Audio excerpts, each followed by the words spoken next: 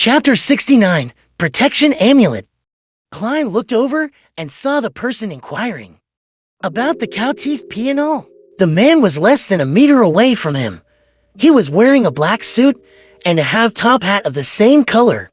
He had a cane adorned with silver in his hand and a pair of gold-framed spectacles on his face. He had a refined bearing. Yes, do you need it?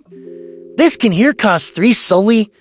The owner of the stall was wearing a long black robe, one filled mysticism traits. The inquirer, whose sideburns were pale yellow, thought for a moment before saying, "Can it be cheaper? I still need to buy other ingredients too. For example, this bottle of white-edged sunflower petals."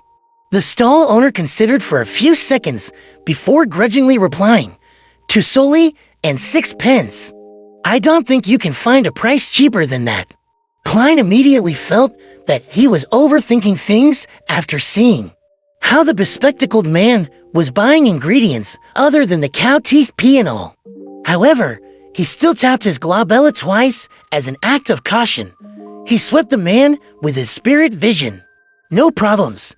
He looks very healthy. His emotions are all right too.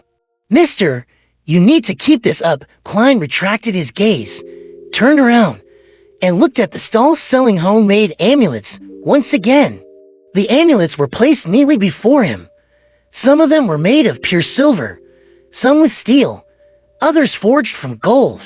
But only a few of the amulets had a weak aura emanating from them, some crimson, some pale white, some golden. This meant that some of them had weak traces of spirituality and were definitely effective to a certain extent. Klein looked at the amulets carefully and confirmed that the stall owner making the amulets had some foundation in mysticism. The stall owner did not make any mistakes matching the different energy sources to the different incantations. He was also extremely accurate at choosing the materials that corresponded to the different energy sources.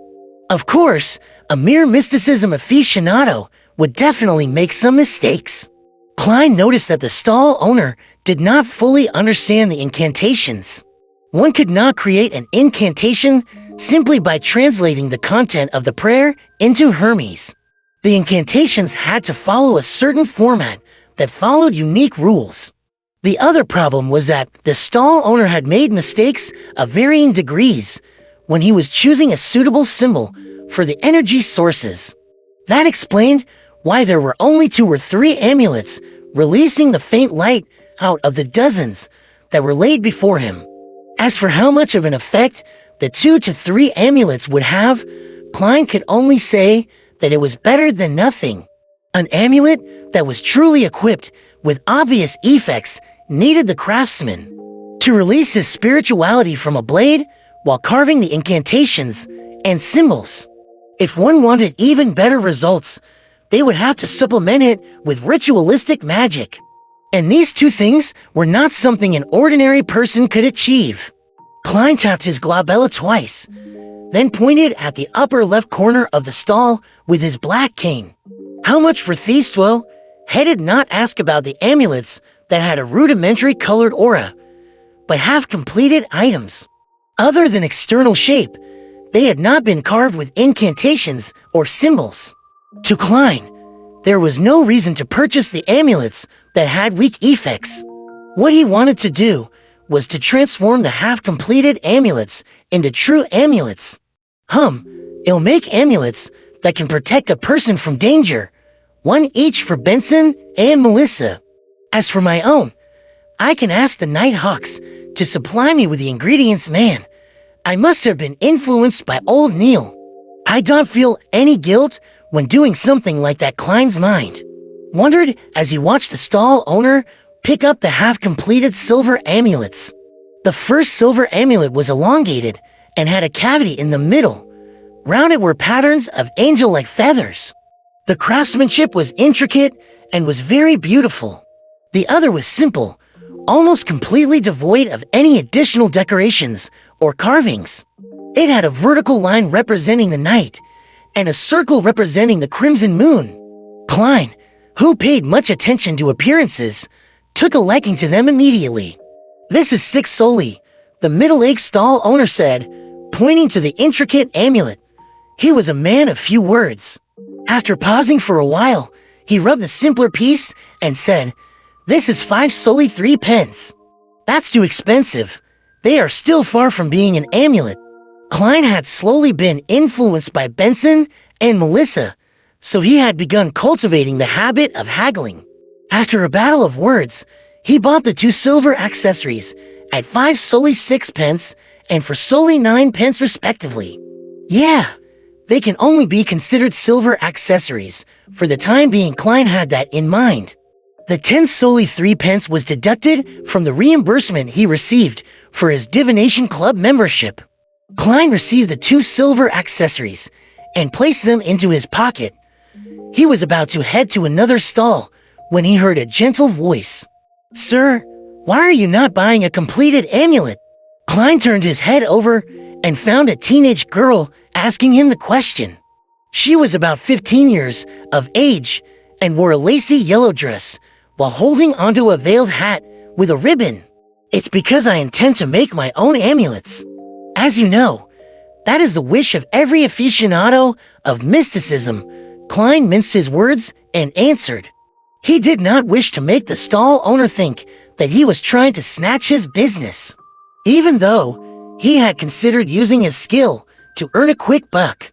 The teenage girl had naturally curly brown hair, and her face was adorable due to her baby fat.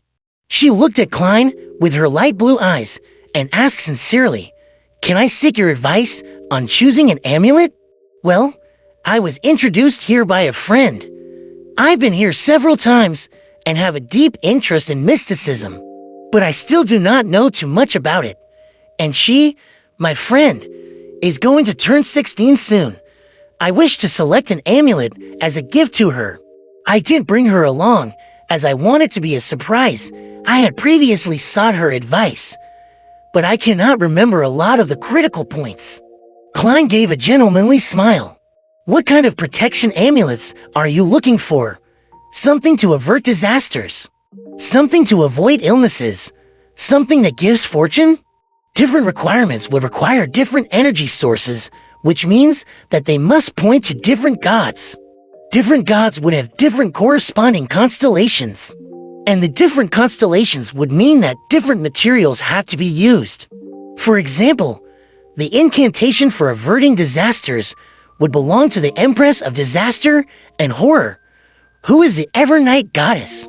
As mysticism aficionados, we all know that the symbol of the Evernight Goddess is the moon. The corresponding metal would thus be pure silver. Therefore, if we hope to avert disasters, it is best that we choose an amulet that is made of pure silver and has the corresponding incantations. We would also have to make sure that the incantations are of the correct language and format. The corresponding symbol of the Empress of Disaster and Horror means the path number, the spell's characteristic, and the relative positions of the symbols, etc. must also be correct, but this is too complicated. And there's no need for me to explain this for you, Klein added inwardly. The girl's eyes sparkled. She asked with a little doubt, "Can a follower of the goddess wear an amulet belonging to another god?" "No problem. The gods do not mind such small matters," Klein consoled her. It was not a problem for the person wearing the amulet, but the person creating the amulet had to be careful. If a believer of the Lord of Storms were to craft an amulet of the eternal blazing sun, they would most likely receive something malicious. Of course, these refer to amulets requiring the aid of ritualistic magic. The craftsman need not pay much attention to this otherwise. The teenage girl heaved a sigh of relief. "I hope to get her an amulet for good health. Which deity should I choose from? The eternal blazing sun, Mother Earth, or the god of knowledge and wisdom?"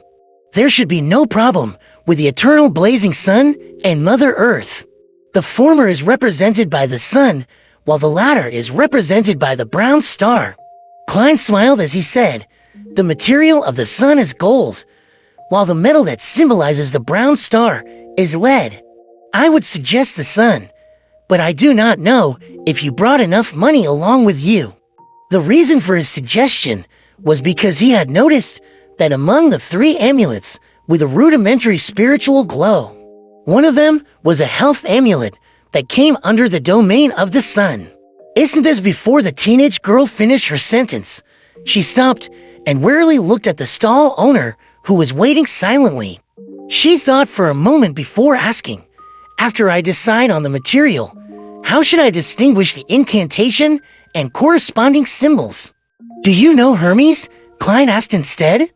"I just started learning it," the teenage girl replied, a little embarrassed. "Then let me choose it for you." Klein pointed at the health amulet, made of gold, and said, "This one has no problems, be it in the incantations or the representing symbol." The teenage girl lifted the edges of her dress and squatted in front of the amulet. She picked up the health amulet with designs of the sun's rays round its edges. She felt as though the amulet was nourishing her, making her feel completely relaxed. "Thank you, thank you." She stood up and curtsied in gratitude. Klein laughed and said, "I'll leave the rest to you and the stall owner. I have other things to tend to." He looked at the stall owner as he spoke and noticed that the man had a weird look in his eyes, as if deciding if he had to give a cut of the profit to Klein. With a smile, Klein did not bother with the matter anymore. He continued touring the underground market, but he didn't notice any true extraordinary materials. At this point, old Neil had already paid off his debt. He was holding a dark-colored wooden box in his hands. He pointed to the other room behind and said, after he noticed Klein's look of doubt, "Go there if you wish to buy or sell extraordinary materials.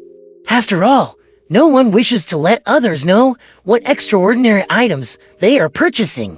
"I understand." Klein nodded as though in thought. There was no need for him to go there for the time being. He headed toward the exit of the underground market together with old Neil. "How much for these elf flowers?" A query suddenly entered Klein's ears. "Elf flowers, that's also an ingredient for the spectator potion," Klein thought as he glanced sideways. He once again saw the refined, bespectacled man. "What's the matter?" old Neil asked curiously. "Nothing much." Klein retracted his gaze. Although he was a quasi-member of the Night Hawks, he did not feel that all Beyonders had to be absorbed by the churches or locked up. He believed that it had to depend on the situation. Spectators definitely posed little danger to society or the kingdom, and the chances of losing control as a Sequence 9 were very slim.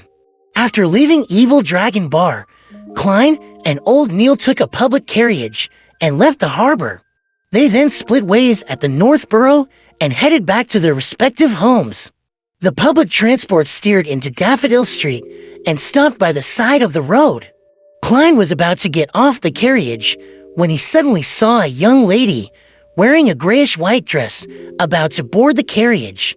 This lady had smooth black hair, her face a little round. She had thin eyes and unassuming features, but paired together, she gave off the feeling that she was sweet and gentle. Klein noticed her not because of her beauty, but because he discovered that her body was shuddering slightly. It was an unnatural shudder. "Miss, are you all right?" Klein asked in concern. The young lady shook her head abruptly. Read latest chapters at wuxiaworld.site only. "No, I am just too tired." The people behind Klein were urging for him to get off, so Klein could only leave the carriage.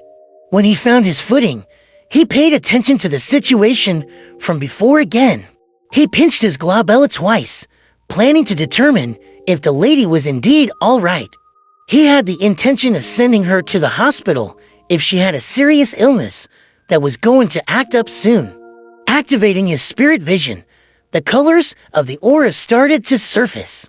Klein turned around and prepared to look at the sweet and gentle young lady.